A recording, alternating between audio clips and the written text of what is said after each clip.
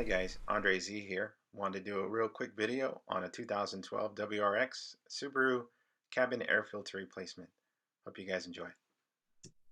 Your filter is located behind your glove box. First thing I recommend doing is disconnecting this damper. That's going to allow you to swing this open once you take the next step.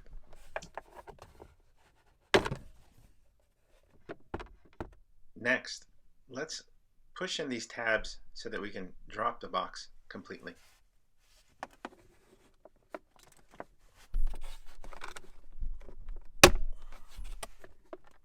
Do the same to this side and remove the box.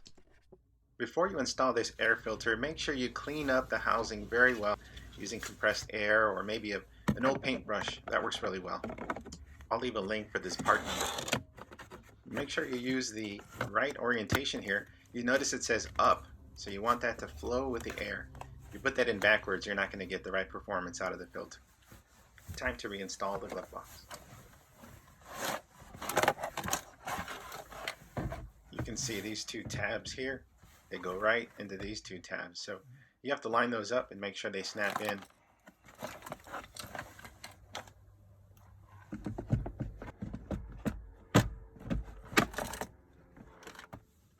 Now let's reconnect this damper, and that's it. We're all done.